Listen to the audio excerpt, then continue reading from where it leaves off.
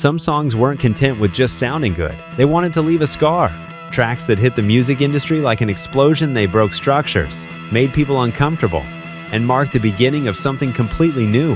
That's why today, you're going to discover 15 anthems that didn't just break the rules, they ignored them entirely. Some were born by accident, others through an obsessive need to innovate, but they all have one thing in common. After hearing them, music was never the same again. Ready to dive in? Then let's begin.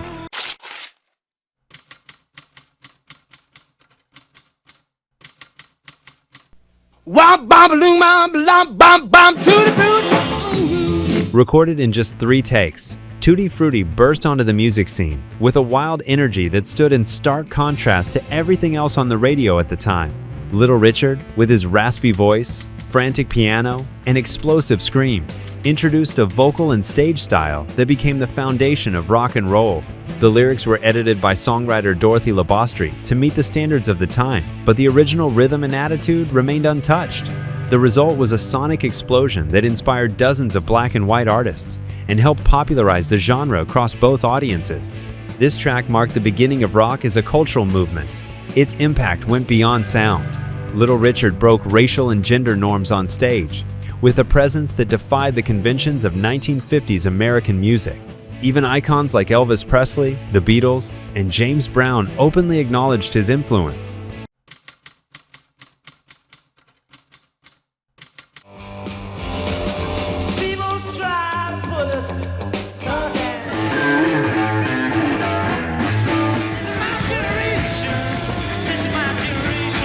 Pete Townshend wrote, "My Generation" is a protest anthem against the social stagnation he felt was crushing British youth.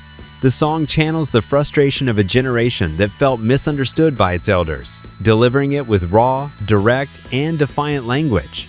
Roger Daltrey's deliberate stutter caused controversy. Some called it disrespectful, but it also captured the real nervousness and anxiety of the time. Its most iconic line, "I hope I die before I get old," became a rallying cry for 1960s youth rebellion. Musically, My Generation broke the mold with distorted bass, aggressive drums, and one of the first standout bass solos in rock. It was also one of the earliest songs where a band smashed their instruments on stage as part of the performance. The Who weren't just challenging society, they were pushing the boundaries of popular music itself.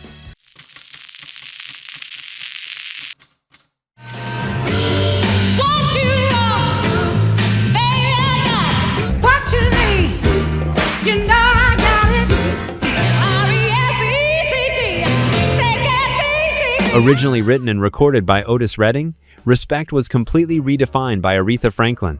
Her 1967 version flipped the song's meaning from a man's plea into a powerful demand for female equality and dignity. Franklin added entirely new vocal arrangements, including the iconic "Sock It To Me" backing vocals and the unforgettable spelling out of the title elements absent from Redding's original. This reimagining became a symbol of both women's empowerment and the civil rights movement in the U.S. Aretha's commanding voice and the political weight her version carried turned Respect into far more than a commercial hit. It became an anthem with a message, backed by an intense production, infused with gospel and soul.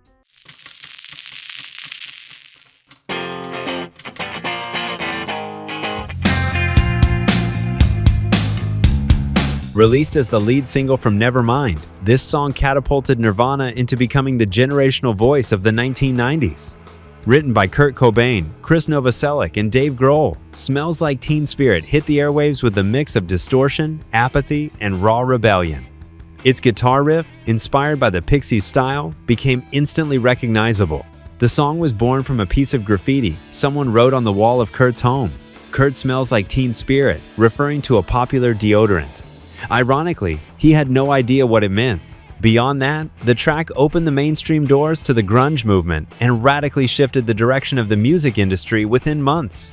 The impact was so intense that Cobain himself felt uncomfortable with the level of attention it brought. Many consider it Nirvana's best song, but not everyone agrees. What do you think? Let us know in the comments.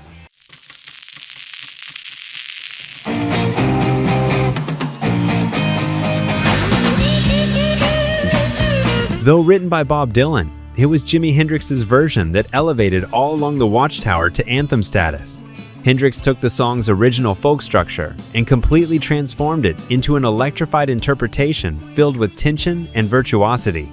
The studio recording, crafted with meticulous care, stands out for its layered guitars, restrained rhythm, and the apocalyptic atmosphere it manages to convey. Dylan himself publicly admitted that Hendrix's version was better than his own. The track was recorded at Olympic Studios in London and featured contributions from musicians like Dave Mason and Brian Jones. The guitar solo running throughout the song set a new standard for psychedelic rock production.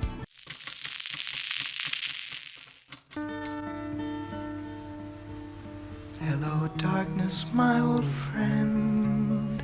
I've come to talk with you again. The original version of The Sound of Silence was an acoustic ballad that went largely unnoticed upon release. But producer Tom Wilson saw potential in the song and, without telling the duo, added drums, bass, and electric guitar, transforming it into a piece of folk rock. It was this remixed version that finally resonated with the public, reaching #1 on the US charts. This sound shift not only saved Simon and Garfunkel's career, it also marked a key moment in the folk-to-rock transition of the 1960s. The use of electric production without altering the original vocals introduced a new way of working in the studio. The Sound of Silence was also one of the first songs to use silence as a narrative tool, emphasizing emotional tension without relying on excessive dramatics. Its inclusion in the 1967 film The Graduate further cemented its place as one of the most significant songs of the decade.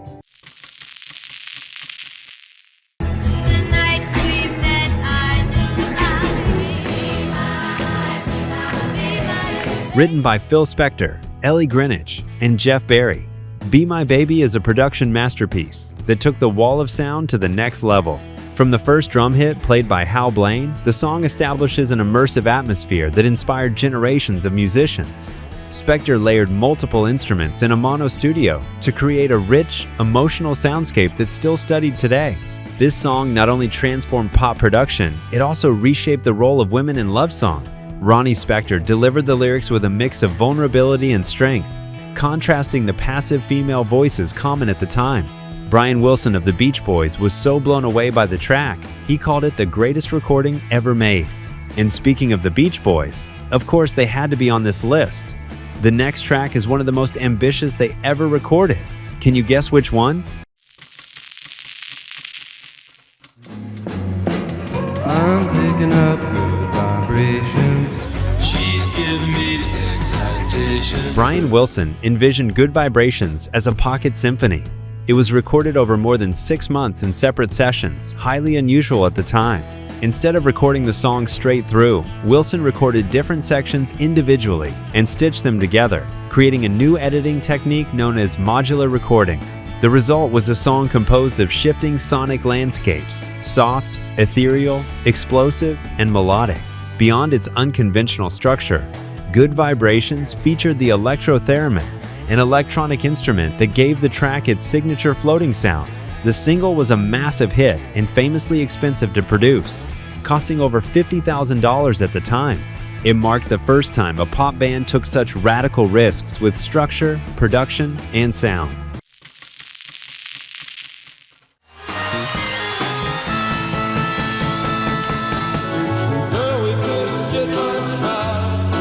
Guitarist Robbie Krieger wrote most of the song, but it was the band's collective input that gave it its unique style, with long, jazz-inspired keyboard solos and lyrics that pushed the boundaries of the time.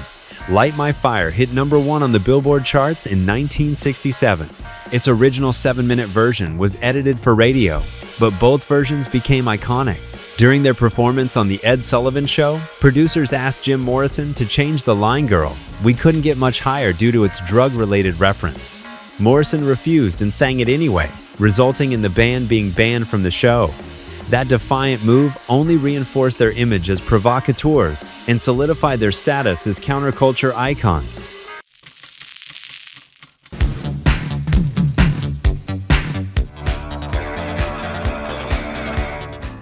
With a minimalist electronic bass and programmed digital percussion, Blue Monday fused post-punk with dance music in a completely unexpected way.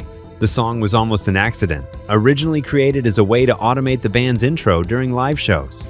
Yet its hypnotic rhythm and repetitive structure connected with a new audience more into the dance floor than the mosh pit.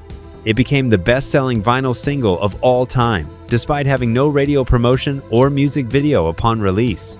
Its sound marked the beginning of modern synth rock and paved the way for bands that wanted to blend guitars with machines. I read the news today, oh boy, about a lucky man who made the grade. Featured as the final track on Sgt. Pepper's Lonely Hearts Club Band, this song represents the peak of the Beatles' experimental studio approach. It was written in two parts. John Lennon composed the first section, inspired by newspaper articles, including the fatal car crash of Air Tara Brown, while Paul McCartney contributed the second, drawn from personal memories like riding the bus and going to school. Producer George Martin brought the two parts together using a 40-piece orchestra and a final piano chord that resonates for over 40 seconds. During the recording, the Beatles added a high-frequency tone at the very end, audible only to dogs as an inside joke. And did you know Lennon wrote his main part in a single night after reading the newspaper? If you already knew that, show us how deep your knowledge goes. Drop another fun fact about any of these bands in the comments.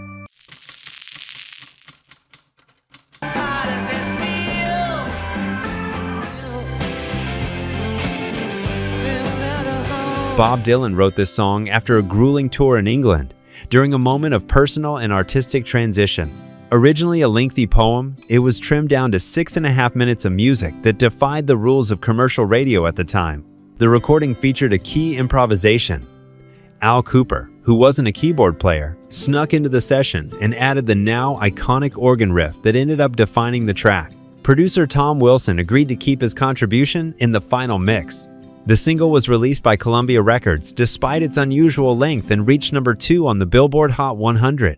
The lyrics, directed at a fictional woman named Miss Lonely, portray a sharp fall from comfort to desperation. Its sarcastic tone and raw storytelling marked a radical shift in rock's lyrical themes. Many artists agree that this song redefined what could be said and how it could be said in a popular song.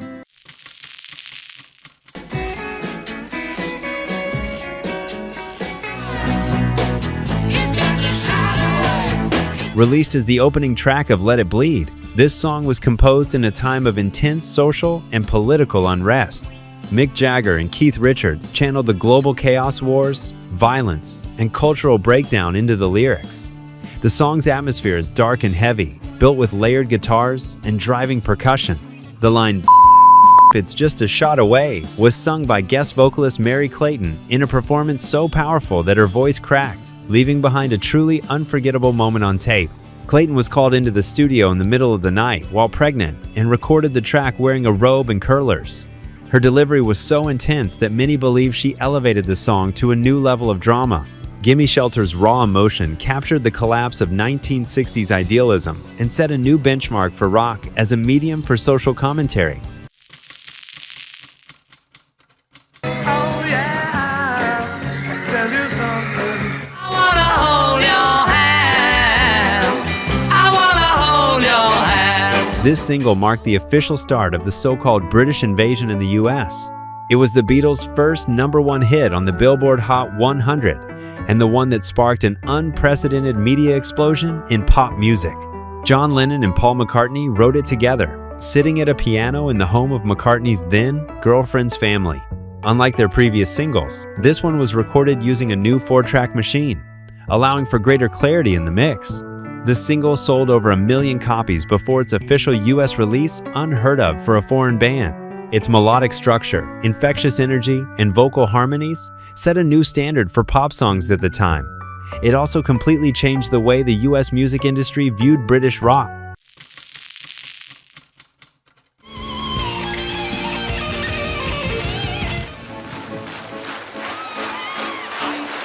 Freddie Mercury wrote most of this song at his London home, blending elements of ballad, opera, and hard rock into a structure with no repeated choruses. Bohemian Rhapsody was recorded over multiple sessions across 3 weeks, using over 180 vocal overdubs to create the choral effect in the operatic section.